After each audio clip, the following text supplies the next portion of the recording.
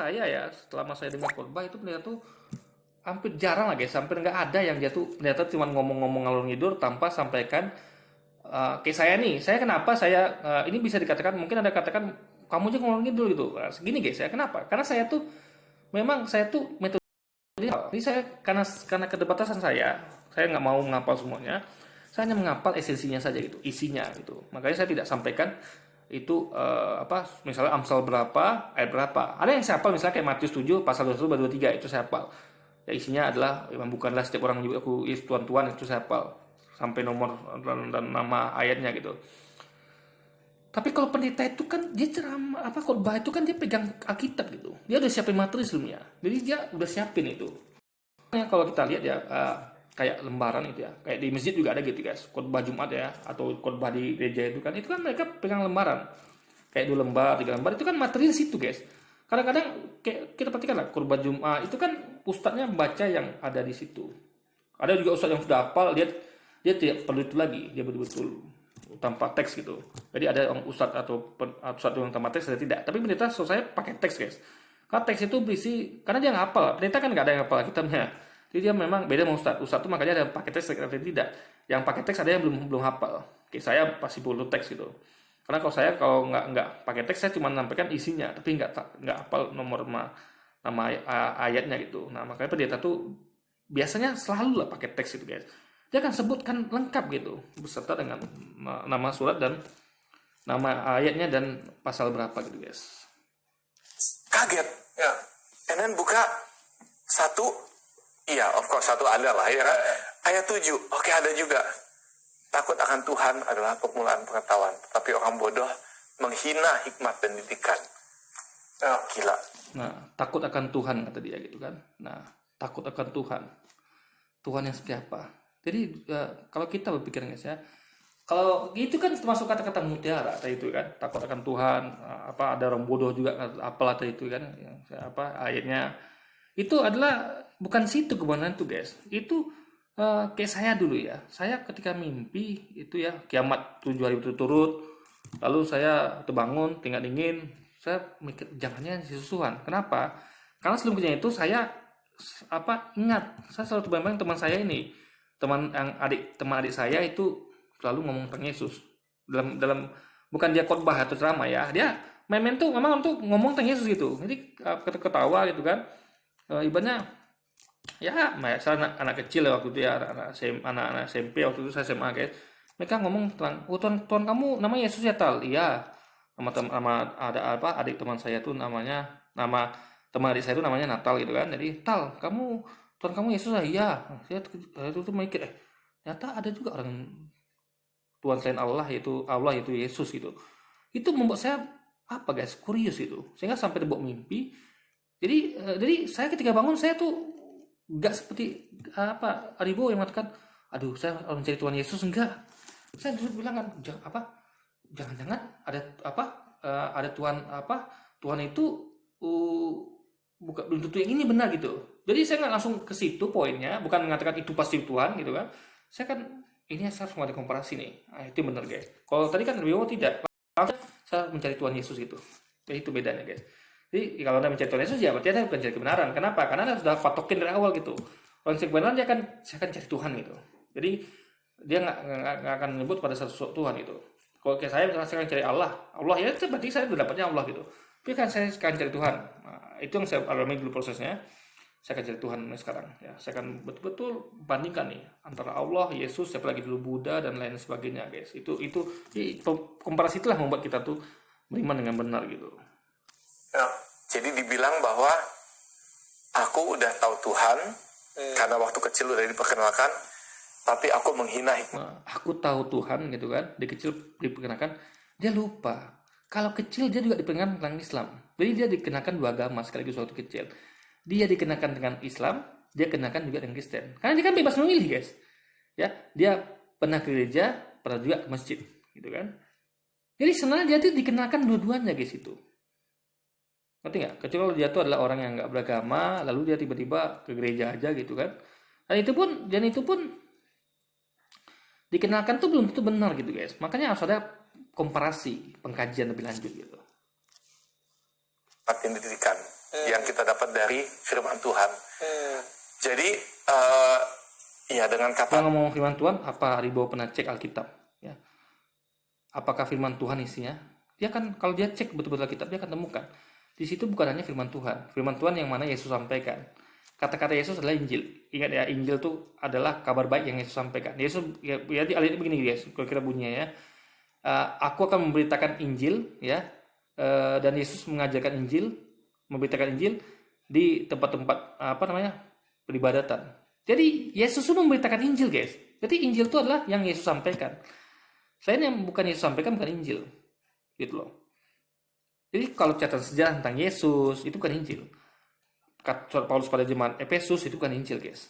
Injil itu adalah firman Tuhan yang disampaikan lewat Yesus. Berita baik, kabar baik yang Yesus sampaikan. Itu Injil guys, ngerti ya. Makanya firman Tuhan terus tahu dia Aribowo ini gitu. Jadi dia makanya ya cek Alkitab tuh bukan hanya baca tapi dimengerti. Dia harus lihat nih, ini kok ada kayak surat Paulus pada zaman Efesus nih. Ini kan firman Tuhan mungkin begini gitu kan. Atau ini kok ada versi Lukas, versi Matius, ini kan catatan sejarah manusia nih yang kemana kesaksian Lukas. Firman Tuhan kan bukan kesaksian Lukas. Sama kayak misalnya kalau dalam Islam itu ya, kesaksian Umar, kesaksian ini. Kalau Umar bersaksi Nabi Muhammad dulu pernah sholat dengan cara begini, itu kan bukan firman Tuhan, tapi kesaksian Umar guys, hadis namanya gitu.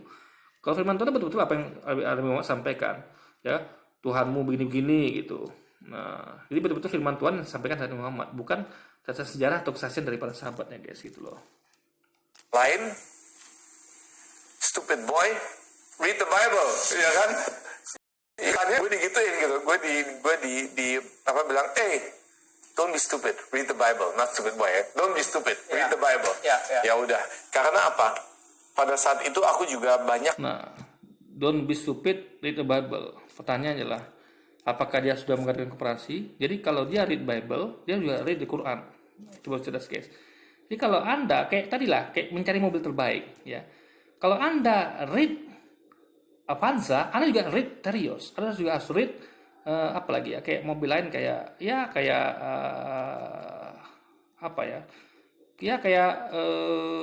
Terios, Avanza, apa lagi? Saya lupa lah mobil guys. Intinya dia harus read semuanya gitu guys. Lalu compare gitu. Nah, kalau stupid boy read the Bible, ya dia cuma tahu Bible gitu. Dia nggak ada komparasi gitu guys. Ngerti ya? Dan read the Bible pun bukan cuma read the Bible gitu. Cek. Tadi ngaku dia kan firman Tuhan. Ini firman Tuhan nggak sih gitu loh. Jadi sekali lagi ya, kalau stupid boy itu harus read the Bible.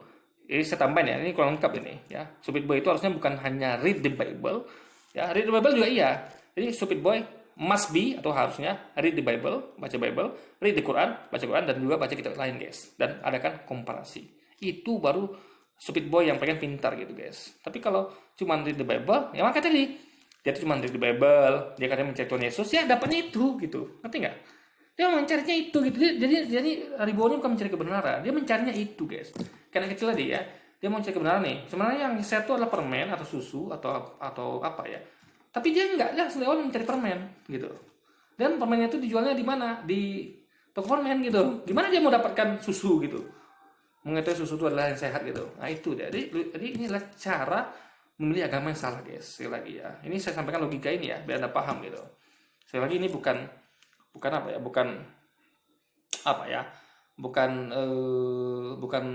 ini ya. Saya hanya menyampaikan logika kalau yang dilakukan oleh Aribowo ini adalah termasuk, ini saya juga sering disampaikan video saya sebelumnya, ini cara beragama yang salah guys. Bukan begini cara memilih agama, itu bukan. Karena saya sudah praktekannya. Bukan begini caranya guys, tapi kita harus mengkaji dan mengadakan komparasi. Read semuanya, read the Bible, read the Quran, read the Tipitaka, read dan lain-lain sebagainya guys. Read semuanya dan adakan komparasi, compare semuanya guys gitu. Dengerin televangelis dari Amerika, Creflo Dollar, ini itu yang generasi gue, not your generation, lu nggak tahu. Jadi pada saat itu gue tuh masih ngelihat mereka sebagai source of information, gitu ya. Sementara right now kita sama-sama tahu lah, banyak lah ya kan, kayak gitu penggelapan pajak lah, inilah itulah, mencari kekuasaan, mencari uang sebanyak mungkin. Nah, berarti dia mengakui kalau banyak itu dia Kristen gitu guys. Jadi apa ya kita videonya guys ya. Televangelist ya udah. Akhirnya aku siapa yang menyadarkan aku, Tuhan langsung, ya kan, dengan Berarti gini, dia melihat dari kelakuan oknumnya guys gitu. Jadi gini, saya lagi berarti jadi nggak membaca kitabnya, dalam artian memahami kitabnya, tapi dia melihat kelakuannya. Oh, ternyata dia bukan, ternyata evangelis itu begitu. Sama kayak kemarin sama Vina Sunan ya, Anda lihat ya, nonton video saya ketika saya lihat saya bikin Cut Fitri juga ya, pernah Cut Fitri sama Vina Sunan yang murtad itu, mereka melihat dari kelakuan umatnya gitu. Jadi dia kayak, tapi bedanya adalah kalau sama Vina Sunan itu melihat kelakuan umat di Islam itu buruk, di Kristen baik gitu kan. Kalau di bawah justru dia melihat kelakuan di umat Kristen itu buruk gitu, di evangelis. Dan ya itu kan kadang banyak penggelapan dan segala macam. Tapi beda poinnya adalah kalau Aribowo ini dia keras gitu guys, kekeh gitu. Kalau ini kan tidak kan langsung ciut gitu kan. Sama Vina kan, oh Islam ini oknumnya nggak baik gitu. Dia nggak nengok agamanya, dia melihat orangnya gitu. Aribowo meskipun dia lihat orangnya kayak gitu ya majelis, dia karena dia memang carinya Tuhan Yesus, memang carinya itu tadi apa ya kata dia, mencari Tuhan Yesus, mencarinya apa tadi gitu ya. Jadi dapat itu guys. Jadi meskipun saya gini nih, kayak dia mencari permen. Dia memang mencari permen nih. Tiba-tiba dia mencari permen di toko permen kan banyak kan. Dia cari toko permen di toko ini. Oh ternyata penjualnya brengsek nih, ya kan? Tapi dia memang cari permen, dia akan cari toko lain gitu. Dia lupa ada susu guys, ngerti ya? Dia lupa ada susu, dia lupa ada telur gitu kan, yang sehat-sehat lah gitu kan. Lupa deh sayur, dia lupa. Karena kenapa? Dia carinya permen. Jadi dari awal sudah tidak mengcompare gitu. Dia tidak akan dapat susu karena dicari memang permen, dicari memang Tuhan Yesus itu, bukan cari Tuhan deh guys. Jadi dia walaupun tukang permen itu brengsek gitu kan, evangelis tadi brengsek bagi dia gitu kan, karena ada penggelapan dan apa semacam, dia tetap cari permen itu gitu di tempat yang lain gitu guys. Gitu. Jadi dia tidak melebarkan skopnya gitu. Dia seperti katak dan tempurung. Dia nyarinya itu. Kalau dia cari Tuhan dia akan kembangkan sayap. Dia baca read Quran, read the Bible dan lain sebagainya. Tapi tidak, memang dia seperti itu saya katakan guys. Memang maunya permen ya dapatin permen gitu. Dia tidak akan dapatkan susu, tidak akan dapatkan telur setengah matang atau apapun itu guys, atau kacang padi gitu kan. Ya kasih tahu begitu. Wow. Oke, jangan ikutin orang, ikutin aku. Gitu. Ya. Ikutin orang, ikutin aku. Tahu nggak yang dia Yesus ajarkan gitu? Ya. Saya ada sering buat kajian guys tentang apa yang Yesus ajarkan di Alkitab. Yesus mengajarkan bahwa kalau Musa mengajarkan bahwa menceraikan istri itu memberikan surat cerai, wajib memberikan surat cerai, makanya Yesus tambahkan dengan karena Yesus datang bukan untuk menjadikan hukum Taurat atau kitab para nabi, tapi dia datang untuk menggenapinya, yaitu menambah sehingga lengkap. Ya mak saya nggak tahu itu artinya menggenapi kan. Jadi dia tambah dengan selain menceraikan istri dengan surat cerai, juga jangan menceraikan istri kecuali dia berzina. Ngerti ya? Kalau dia berzina boleh diceraikan, dan itu pun hukumnya kalau istri itu diceraikan bukan karena zina, sama dengan membuat istrinya berzina. Berarti nggak boleh. Bahkan laki-laki yang nikah dengan mantan istrinya itu, yang diceraikan karena bukan karena zina, itu laki-laki itu berzina guys. Sama nggak berzina gitu. Nah, jadi itu poinnya. Kalau hal itu yang yang jelas membuat itu nggak boleh gitu. Nah itu dari hukum Islam misalnya kayak engkau tahu hukum Taurat yang berlaku adalah mata ganti gigi, tapi aku berkata kepadamu, ditambahkan guys, jadi kasihlah musuhmu. Jadi selain hukum tadi ya, kasih ganti mata ganti gigi, juga kasih musuhmu gitu. Nah jadi makanya ganti mata ganti gigi itu adalah bukan dalam bentuk balas dendam, tapi memang untuk hukuman guys, agar dapat keadilan gitu. Tapi walaupun gitu tetap kasih dia gitu. Ibaratnya kalau anda misalnya anak anda dibunuh gitu, lalu anda tuntut orang itu ke penjara, tapi anda tetap kasih dia gitu. Meskipun hakim memutuskan dia masuk penjara, anda tetap kasih sama dia. Itu bisa kan? Jadi bukan anda tuh malah mengasihi lalu dia tuh dilewatkan, enggak guys, dibiarkan lepas itu enggak. Jadi keadilan harus tetap ditegakkan, tapi meskipun keadilan tidak ditegakkan, anda tetap mengasihi dia. Itu yang saya ajarkan itu loh guys. Jadi yang berlaku tuh adalah hukum Taurat mengatakan kepada dia kan, mata ganti gigi, tapi aku berkata padamu, alias menambahkan ya, kasihlah musuhmu. Jadi meskipun mata yang berlaku adalah mata gigi, tetap kasih musuhmu walaupun itu yang berlaku gitu. Walaupun mereka mendapatkan balasnya, tetap kasih dia gitu guys. Itu ibaratnya Aribowo tahu ajaran Yesus gitu. Banyak Yesus juga ajaran yang lain gitu. Ya kan? Intinya adalah semua yang Taurat ajarkan ya, kayak sunat, itu Yesus ajarkan juga. Karena dia mengatakan ya, aku datang bukan untuk menegakkan hukum Taurat dengan teman Nabi gitu. Orang yang melakukan atau mengajarkan yang tidak mengajarkan hukum Taurat dan tidak Nabi, dia akan menduduki kerajaan tempat rendah di kerajaan surga, atau bahkan gak masuk surga guys. Bila hidup keagamannya tidak lebih benar, alias udah benar ya dari orang-orang ahli Taurat dan orang Farisi, berarti hidup orang itu udah benar. Kita harus lebih benar lagi. Sesungguhnya kamu tidak akan masuk dalam surga. Jadi orang-orang ahli Taurat itu udah benar hidupnya ketika mereka menjalankan syariat Musa guys, yaitu babi haram, sunat itu sudah sunati. Nah, itu tahu nggak dia ajaran Yesus yang seperti itu? Nah, jadi kalau Aribowo di sini, di video ini dia sampaikan itu keren guys. Tapi saya yakin dia nggak tahu, karena memang nggak ada satupun orang Kristen tahu itu guys. Jadi mereka nggak baca kitabnya, atau mereka baca tapi mereka nggak ngerti apa yang Yesus katakan itu gitu loh. That's so good. Like I feel like you can relate ya. I can relate. Yeah. Karena apa? Karena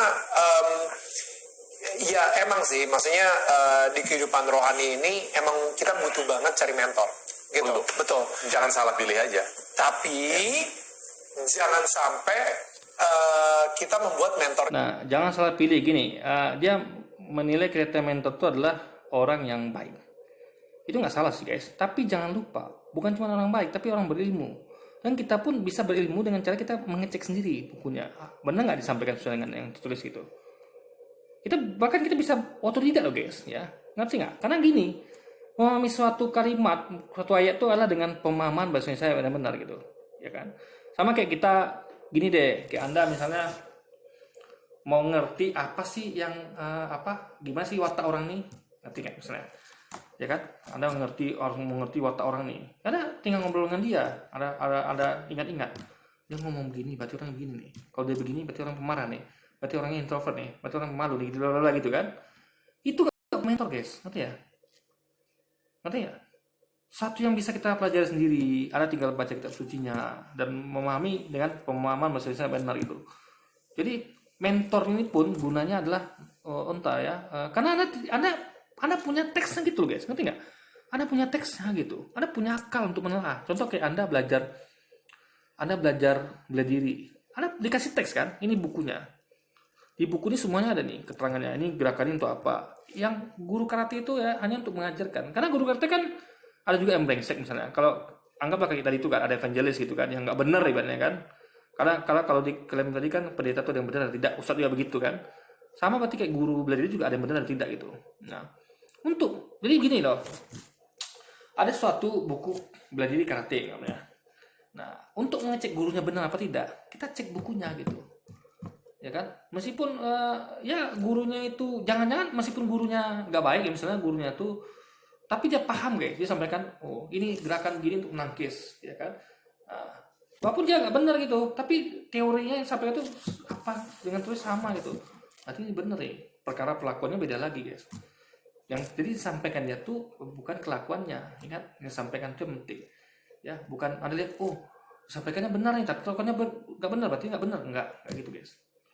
Jadi makanya Anda tuh perlu ngerti buku teksnya ya, kayak pelajaran karate, gurunya siapapun gurunya itu, maupun dia tuh rambutnya gondrong kek, rambutnya cepak kek, dia cengengan kek, kalau dia nyampaikan tepat ya gerakan misalnya ya, gerakan memukul misalnya atau menangkis, habis tangkis langsung serang lagi, dan kalau tangkisan bawah begini misalnya atau begini gitu kan. Nah, itu teori itu sesuai dengan yang tertulis gitu, berarti ini guru benar gitu, apapun dia gitu. Ada lain guru misalnya masih punya memakai serbu hitam tapi dia ngaco gitu kan, katanya inilah untuk memukul begini gitu. Kita baca buku, ini kan menangkis, memukul kan begini gitu kan. Berarti gurunya ngaco nih, meskipun dia berpakaian pakai serbu hitam itu, atau memang betul-betul kayak guru karate lah gitu kan. Jadi itu yang harus dilakukan. Ya, untuk memilih mentor itu harus bukan hanya lihat kelakuannya, tapi yang disampaikan itu sesuai dengan yang tulis gitu. Makanya kita sumber source terbaik itu adalah bukan orang itu guys, tapi yang, makanya saya tuh lebih mengutamakan yang tertulis, tekstual, ya. Baru saya compare dengan apa yang disampaikan gitu. Makanya jangan terbalik ya, dengarkan dua orang itu, lalu Anda baca ini tidak. Makanya kayak gini, kayak kita belajar guys ya. Kalau guru di kelas tuh oke lah, udah bilang jelas guru itu emang tersertifikat. Kalau misalnya ada guru nggak benar gitu, karena anggaplah sekolah itu kan nggak resmi atau gimana itu, atau gimana gini ya, karena Predator ini kan belum tentu benar atau gimana ya, antiknya gampang.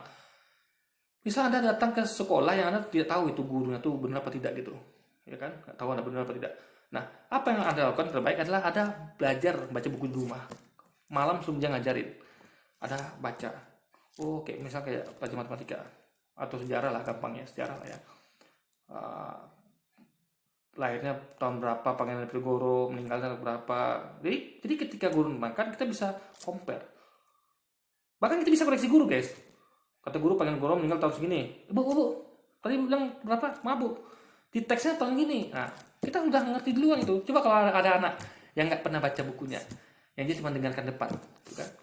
Tengok gurunya nih, gurunya kayaknya baik nih, ngomongnya manis. Anak-anak selamat pagi, anak-anak sayangku semua, anak-anakku semua, apa kabar gitu kan? Mari kita belajar dengan baik gitu kan. Rupanya gurunya salah dalam menyampaikan materi. Dia terpukau dengan, ini guru baik yang mungkin salah nih. Nah itu jadi pada Aribowo gitu, takutnya gitu kan. Makanya dia harus punya pegangan dulu guys. Gitu. Dia harus ngerti apa yang tertulis. Bahkan dia kalau dia belum ketemu mentor ya, minimal dia kuasai dulu isi Alkitab itu. Baru dia mencari mentor. Sehingga dia kalau sudah paham, dia bisa counter mentor itu. Dia berdebat itu guys. Bahkan ada ya, contohnya waktu itu ada yang debat dengan Islam itu yang terkenal ya, yang mana memang ini logika guys. Gini ya ceritanya, ada yang masuk akal dengan ajaran Islam ya, ajaran Islam ya, kayak setan itu kan terbuat dari api, neraka juga dari api. Gimana bisa setan terbuat dari api dimasukkan ke neraka? Kan agak sakit dong gitu. Nah itu pertanyaan cerdas guys. Dan ustadznya cerdas juga gitu. Apa yang dilakukan dia? Dia menampar muridnya. Pluk gitu. Tamparnya tentu bukan tamparan kasar ya. Tamparan sekedar biar ada rasa sakit sedikit gitu guys, gitu kan. Nah, namparnya seperti ini gitu ya. Bukan yang kira ditabuk begitu ya, bukan. Ini untuk mendidik loh, bukan untuk menyiksa gitu kan. Jadi jangan ada kira pukul lah nanti kayak mana lagi Luis itu nggak ngerti pukulnya seperti apa gitu. Dikira pukulnya tabuk sampai dengung gitu, bukan. Pukulan sayang itu pun nampar muka waktu itu biar terasa gitu guys. Kalau kan nampar istri kan nggak boleh di muka, tapi waktu itu kan nampar murid didik yang dia biar ngerti gitu. Jadi pipinya tuh gitu kan, gitu. Aduh sakit kata dia gitu kan. Nah, ini pukulannya itu memang terasa sakit tapi tidak menyakitkan guys. Dalam menyakitkan dalam artian luar biasa parah. Hanya biar terasa sakit aja kita. Dia ngerti poinnya di mana gitu. Lalu kata dia gini, kata murid itu kan, harus sakit guru. Nah sakit kan? Saya tanya kata gurunya kan. Tangan kamu tuh dari apa? Dari tanah, dari kulit. Pipi kamu dari tanah, dari kulit. Sakit kan? Walaupun tangan kamu kulit, sama kayak setan seperti itu. Ngerti dah guys logikanya. Oh gitu. Jadi meskipun sama-sama dari api, setan tetap merasakan sakit di neraka gitu guys. Jadi hal-hal gitu guys. Ngerti ya? Maksudnya itu ya. Jadi murid ini udah menyiapkan bahan dulu sebelumnya gitu. Nah, kalau Ari kedua kan tidak. Dia cuman memilih mentor mana, lalu diserap semuanya gitu. Dia tidak punya basic dari Alkitabnya dulu gitu guys, untuk yang mengadukan bacaan kritis lah, misalnya